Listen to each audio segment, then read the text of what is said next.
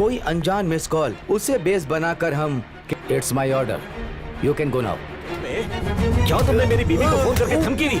सर मैंने किसी को फोन नहीं किया सर। अबे तो हम लोगों को देखकर सर मेरा पैर।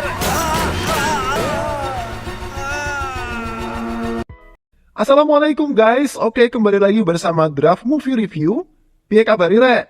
Terima kasih buat para penonton setia Draft Movie dimanapun kalian berada. Semoga kalian semua selalu sehat ya. Kali ini Draft Movie sudah merangkum sebuah film yang berjudul Shivaji Suratakal. Bagaimana keseruan filmnya? Gak perlu banyak basa-basi, ini dia alur ceritanya.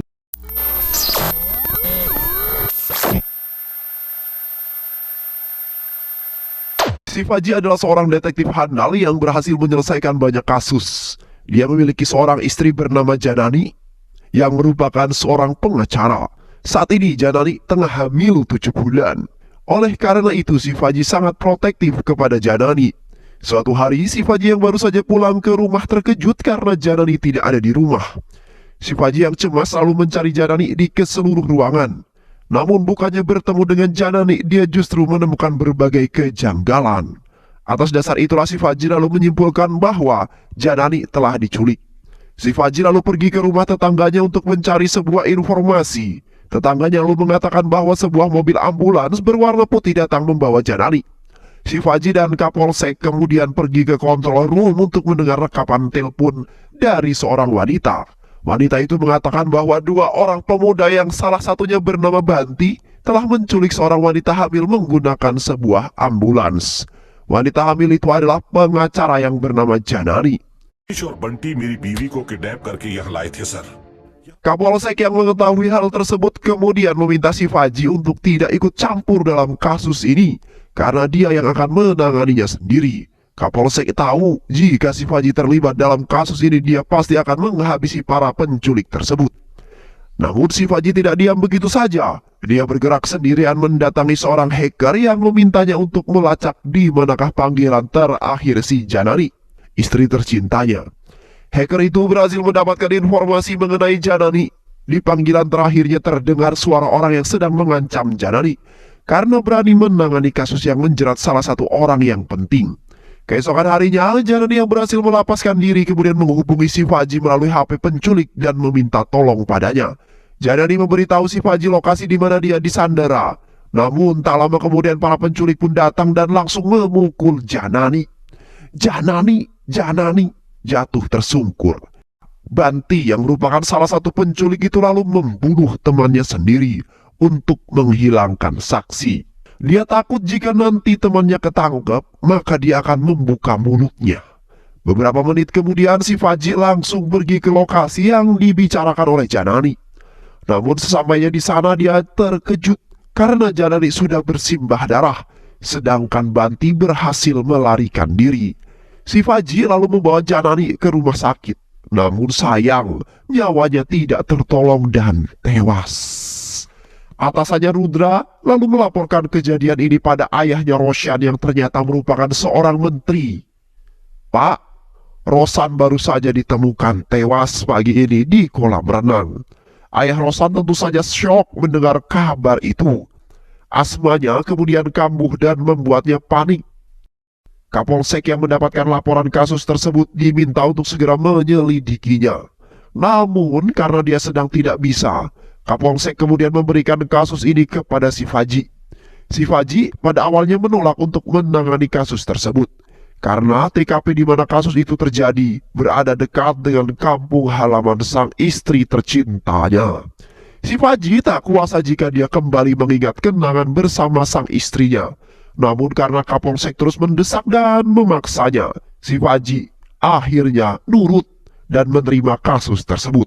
Shivaji lalu pergi ke TKP bersama asistennya yang bernama Govindudu. Sesampainya di kolam renang, Shivaji langsung menggelar investigasi untuk mencari petunjuk serta barang bukti.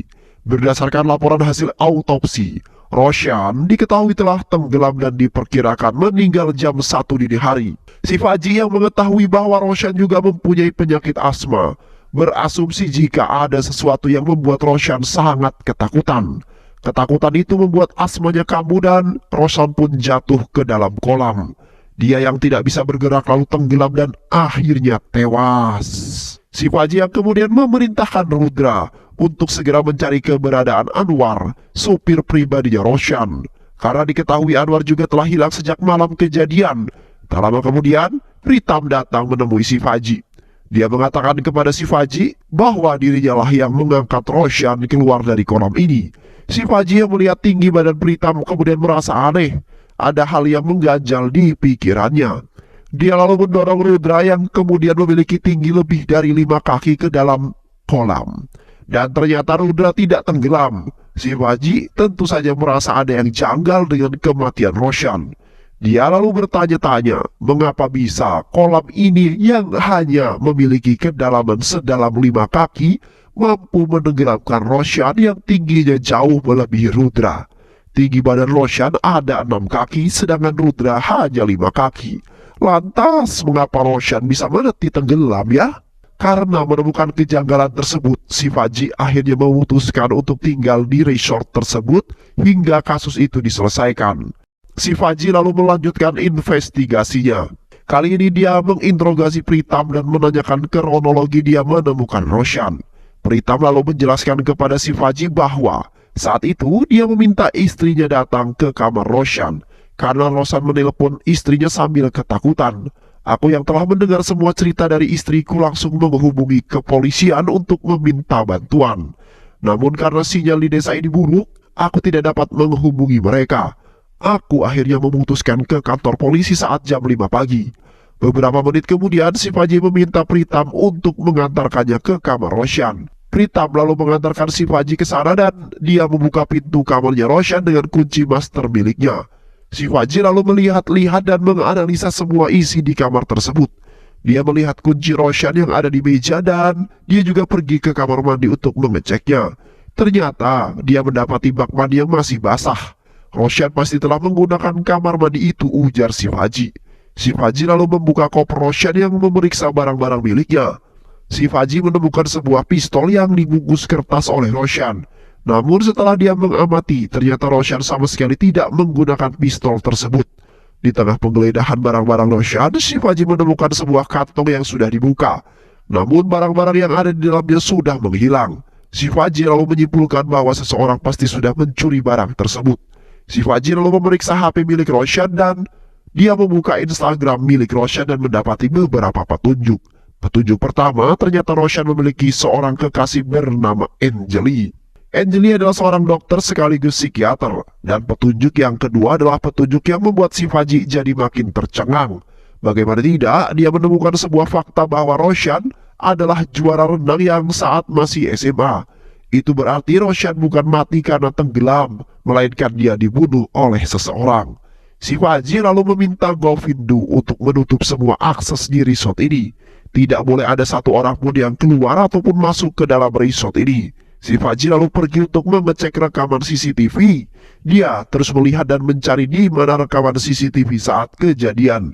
Jam tepatnya 1 malam hingga jam 5 pagi. Namun di sana sama sekali tidak menemukannya. Pritam menjelaskan kepada si Faji bahwa CCTV tidak merekam karena pada saat itu listrik sudah padam. Si Faji lalu marah kepada Pritam. Si Faji tidak menyerah begitu saja. Berdasarkan hasil pantauan dari CCTV, dia melihat ada seorang pria alias tamu yang sedang berfoto-foto di setiap sudut ruangan resort. Si Faji lalu pergi menemui pria itu yang ternyata bernama Gauda. Si Faji lalu menginterogasi Gauda. Dia menanyakan kepada Gauda mengapa Gauda selfie di setiap sudut resort. Gauda lalu menjelaskan kepada si Faji sambil selengek-selengean, "Pak, saya ini fotografer loh. Ketika saya sedang menganggur, gak ada job ya, saya foto-foto lah Pak, di angel-angel tempat yang menurut saya estetik," ujar Gauda. Si Faji yang melihat hal tersebut lalu menjadi sangat kesal. Dia memarahi Gauda dan mengambil koin yang ada di genggaman tangannya. Si Faji lalu bertanya lagi dari mana Gauda mendapatkan koin tersebut. Gauda lalu menjelaskan bahwa dia menemukan koin itu di dalam hutan saat sedang berjalan menuju resort ini. Setelah selesai menginterogasi Gauda, si Faji lalu pergi menemui tamu lain bernama Sureha. Si Faji lalu menginterogasi Sureha. Sureha menjelaskan kepada si Faji bahwa dirinya adalah seorang sutradara film. Dirinya sengaja datang kemari karena mendengar banyak masyarakat yang mengatakan rumor tentang hantu wanita perawan bernama Rana. Sureha ingin mencari tahu informasi mengenai hantu tersebut. Dia juga ingin mendokumentasikannya ke dalam film. Sureha lalu menjelaskan kepada Shivaji tentang detail hantu Rana tersebut. Dia mengatakan bahwa hantu Rana adalah hantu wanita perawan yang sering membunuh laki-laki jomblo yang ditemuinya. Hantu itu bukanlah rumor semata, Pak. Saya meyakini keberadaan hantu tersebut. Karena semenjak saya ada di sini, saya susah tidur dengan nyenyak. Saya selalu saja dimimpikan oleh hantu-hantu tersebut, ujar Sureha. Di tengah-tengah interogasinya tersebut, Shivaji tiba-tiba saja mendengar teriakan seorang wanita. Ternyata teriakan itu berasal dari salah satu tamu wanita bernama Sukya. Sukya dan suaminya Gupta tinggal di resort tersebut. Gupta adalah seorang yang berprofesi sebagai teknisi listrik. Shivaji lalu pergi menemui mereka dan bertanya mengapa Sukya berteriak. Lalu Sukya menjelaskan bahwa dia berteriak karena melihat banyak bangkai burung di balkon kamarnya. Shivaji lalu pergi ke sana dan mendapati sudah banyak burung-burung mati karena kepalanya dipenggal. Shivaji yang tadinya masuk ke dalam kamar Sukya melihat sebuah obeng dan mengamankan obeng itu yang ternyata milik Gupta. Dia lalu menginterogasi Sukya dan Sukya mengatakan kepadanya bahwa tadi malam dia mendengar seseorang yang mengetuk-ngetuk pintu kamarnya dengan sangat keras. Namun ketika dia membukanya tidak ada satupun orang yang ada di sana. Shivaji, apakah memang benar ada sosok hantu Rana yang bergentayangan di desa ini? Untuk memastikan keraguannya, Shivaji lalu pergi menemui Bat, seorang pelayan di resort itu. Bat terlihat sedang menguburkan bangkai-bangkai burung yang tadi berserakan di balkon Sukya. Bat lalu berkata kepada Shivaji bahwa keberadaan hantu Rana sudah memakan banyak korban jiwa di desa ini. Dia juga mengatakan kepada Shivaji bahwa sumur yang ada di dekat mereka dipercaya sebagai rumahnya hantu Rana. Shivaji yang penasaran ingin membuka sumur tersebut, namun Bat terus melarangnya. Dia meminta Shivaji untuk mengurungkan niatnya tersebut. Shivaji yang mengamati ada tali khusus di tangan Bat, kemudian bertanya mengapa para penduduk di desa ini selalu memakai gelang yang sama seperti yang kamu gunakan. Bat lalu menjelaskan bahwa semua orang yang ada di sini termasuk para tamu diminta untuk memakai gelang ini oleh ahli spiritual yang bernama Sagar. Menurut Sagar, hantu Rana memang ada di desa ini. Oleh karena itu dia memberikan gelang tali ini kepada kami sebagai pelindung dari serangan roh-roh jahat. Shivaji lalu bergerak menemui Sagar. Sagar berkata kepada Shivaji bahwa dia bisa melihat masa depan hanya dengan garis tangannya saja. Sagar lalu melihat garis tangan Shivaji. Dia meramal masa depan Shivaji dan mengatakan, Pak Shivaji, saya ramal Anda akan diserang oleh roh-roh jahat selama 2 hari ke depan. Setelah ramalan selesai, Shivaji lalu pergi menemui Smita dan menginterogasinya. Smita menjelaskan kepada Shivaji pada saat malam kejadian dirinya sedang berada di ruang resepsionis. Dirinya lalu mendapatkan telepon dari Roshan yang sedang ketakutan. Tapi tak lama kemudian listrik mati dan telepon pun terputus. Karena merasa khawatir, Smita lalu pergi mencari Roshan sambil membawa senter. Dia sempat melihat Roshan yang keluar dari kamar dan berlari terpirit-pirit ke arah kolam.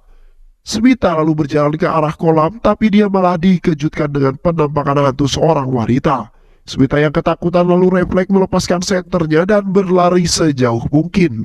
Shivaji benar-benar bingung dengan kasus ini. Dia sama sekali belum mendapatkan petunjuk yang berarti. Shivaji lalu berasumsi apakah benar jika kematian Roshan karena dia ketakutan melihat hantu. Di malam harinya sebuah kebakaran kecil terjadi di dalam kamar Sureha. Shivaji yang mengetahui hal tersebut langsung berlari menuju kamar Sureha.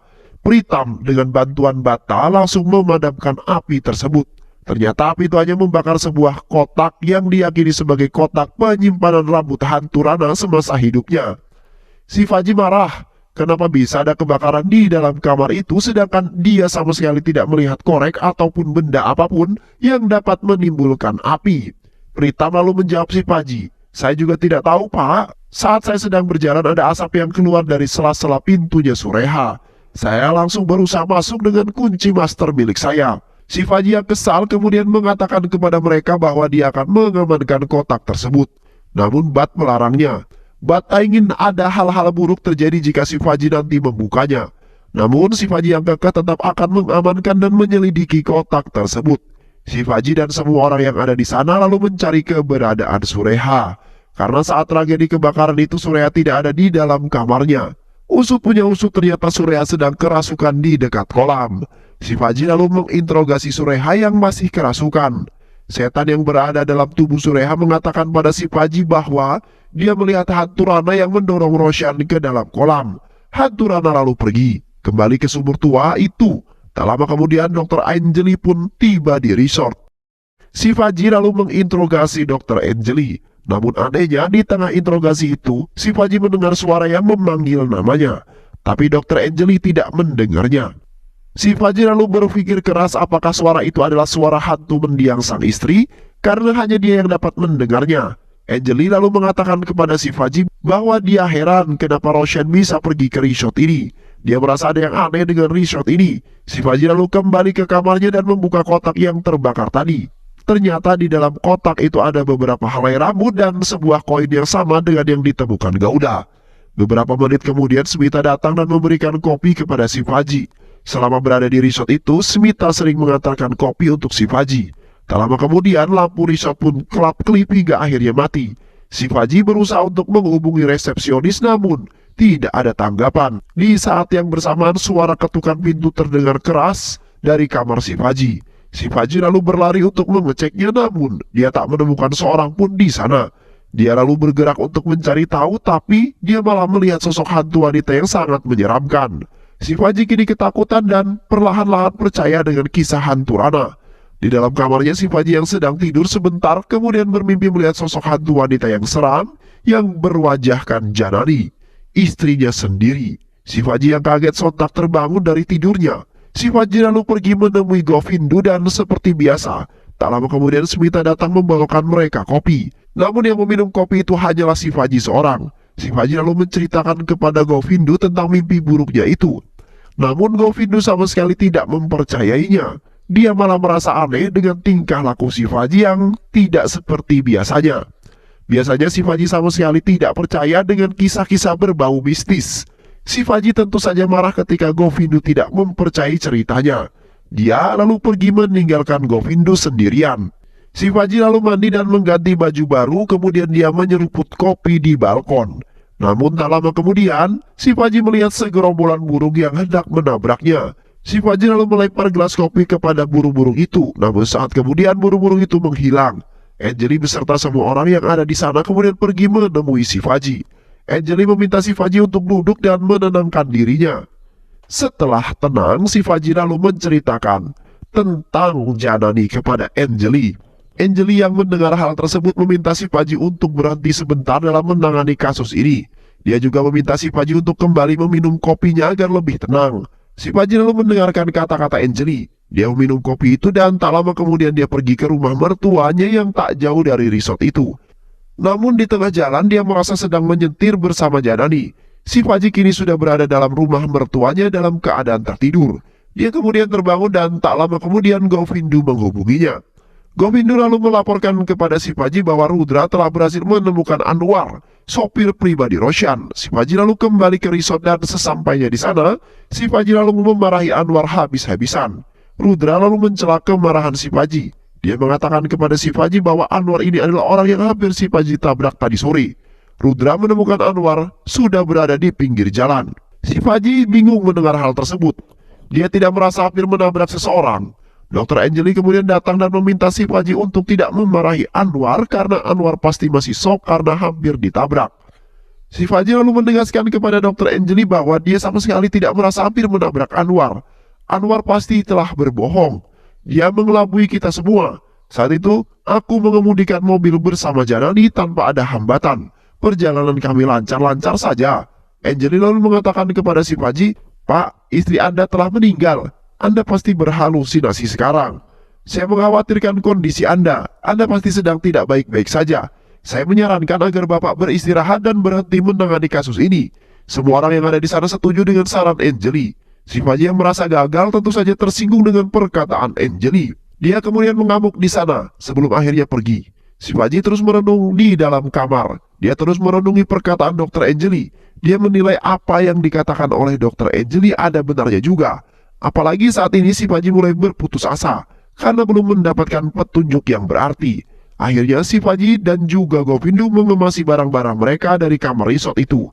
Mereka lalu meminta maaf dan berpamitan pergi kepada Pritam dan juga Smita. serta semua tamu yang ada di sana.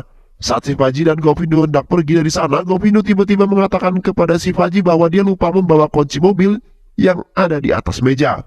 Shivaji yang mendengar kalimat kunci di atas meja, seketika ingat dan menemukan sebuah petunjuk. Shivaji lalu kembali dan masuk ke dalam kamarnya Roshan. Shivaji lalu mengatakan kepada Govindu tentang hasil analisa dan petunjuk yang dimaksud. Dulu aku menemukan kunci kamar Roshan di atas meja kamar. Itu artinya Roshan tidak pergi meninggalkan kamarnya. Pasti ada seseorang yang masuk ke dalam kamar Roshan dengan menggunakan kunci yang lain. Dan kunci itu adalah kunci master. Orang yang masuk ke dalam kamar itu pasti sangat mengenal Roshan. Begitu pula sebaliknya. Itulah mengapa Roshan sama sekali tidak curiga jika dia akan dihabisi. Jika orang asing yang masuk ke dalam kamarnya Roshan, Roshan pasti panik dan dengan sigap mengambil pistolnya lalu menghabisi orang tersebut. Namun pada kenyataannya Roshan sama sekali tidak menggunakan pistol tersebut. Sedangkan barang kecil yang menghilang dari dalam plastik itu pasti adalah inhaler asmanya Roshan. Karena Roshan memang mengidap asma. Pelaku pasti sudah mengamankan inhaler itu sebelum hari kejadian. Dia lalu kembali datang dan menyemprotkan sesuatu ke wajah Roshan. Hal itu membuat asmanya Roshan kambuh hingga akhirnya dia pingsan tidak sadarkan diri. Dan orang yang pasti mengetahui kelemahan Roshan ini adalah Dr. Anjali, pacarnya Roshan sendiri.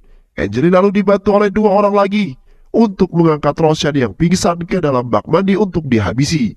Dan Shivaji mengira pasti salah satu orang yang mengangkat Roshan adalah Pritam. Karena Pritam berbadan besar. Hal ini diperkuat lagi karena hanya dia yang memiliki master key kamarnya Roshan. Dan itulah mengapa saat pertama kali aku masuk ke dalam WC-nya Roshan, aku mendapati WC tersebut sudah digunakan. Sedangkan CCTV dan juga listrik sudah dimatikan terlebih dahulu mulai dari pukul 1 hingga pukul 5. Dr. Anjali kemudian diamankan dan dibawa pergi menggunakan mobil Pritam. Dan karena pada saat itu Shivaji melihat Pritam yang mendorong kursi supirnya ke belakang karena sempit, maka orang yang mengantar Pritam pergi pastinya adalah orang yang tubuhnya lebih jauh kecil daripada Pritam. Dan orang itu adalah Anwar, sopir pribadi Roshan. Karena tidak mungkin bagi Pritam yang sedang kejepit mengendarai mobil dengan jarak yang jauh. Anwar pasti tidak menghilang, dia pasti disembunyikan oleh Rudres. Karena Rudras lah yang pertama kali menemukan Anwar. Rudras pasti juga terlibat dalam kasus pembunuhan ini. Rudras yang baru saja ditugaskan 3 bulan lalu di desa ini pasti menyuruh Anwar untuk bisa menjadi sopir pribadi Roshan.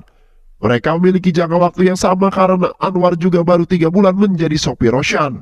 Rudras pasti meminta Anwar untuk mengantarkan Roshan melewati jalur rute ini. Dan ketika mobil sengaja dibobokkan, Anwar membawa Roshan untuk menginap sementara di resort milik Pritam. Mereka sudah merencanakan aksi pembunuhan ini dengan sangat matang dan jauh-jauh hari. Shivaji kini sangat yakin bahwa Pritam, Smita, Rudra, dan juga Anwar adalah pelaku utama di balik kasus kematian Roshan. Dan cerita soal hantu Rana yang Shivaji dengar dari para tamu adalah rekayasa belaka. Begitu pula dengan cerita tentang kotak hantu Rana yang disampaikan oleh Bat dan Sureha. Shivaji lalu menyadari penyebab dirinya yang selama ini selalu berhalusinasi. Dirinya yakin bahwa ini semua gara-gara kopi yang selama ini dibawa oleh Smita. Dr. Anjali pasti memberikan obat halusinogen ke dalam kopi tersebut.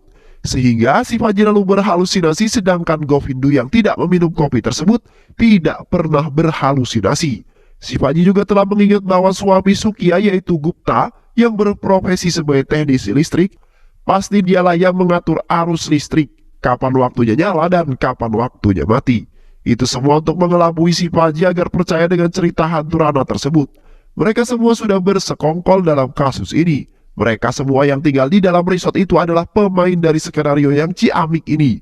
Mereka bersebelas, Anwar, Pritam, Govindu, Sukya, Sureha, Gouda, Gupta, Bat, Sagar, Smita, dan Anjali. Lalu membuat jasad Roshan seolah-olah meninggal karena tenggelam dan mereka juga yang telah memotong kepala burung yang ada di balkon Sukya. Shivaji yang telah mengetahui kebenaran itu kemudian menghubungi menteri dan mengatakan bahwa dia sudah berhasil menyelesaikan kasus pembunuhan Roshan.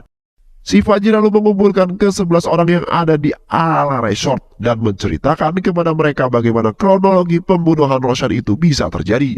Mereka yang mendengar kronologi itu hanya bisa terdiam dan membenarkan pembunuhan itu. Shivaji lalu menegaskan kepada mereka apa motif mereka tega menghabisi Roshan. Baru dari sini kisah masa lalu Roshan diungkap oleh Anjali. Roshan dan aku adalah sepasang kekasih. Dulu teman-teman Roshan memanggil Roshan dengan panggilan Banti. Suatu hari aku menghubungi Roshan dan berbicara padanya. Tapi Roshan yang lupa mematikan panggilannya membuatku bisa mendengar seluruh percakapannya. Pada saat itu Roshan sedang berbicara dengan seorang polisi Bahlul. Di sana, mereka berdua melihat seorang gadis buta yang bernama Jessica. Mereka sange melihat kegemulayan tubuh Jessica. Diketahui ternyata Jessica adalah adik kandung dari Sukia sekaligus anak Bat.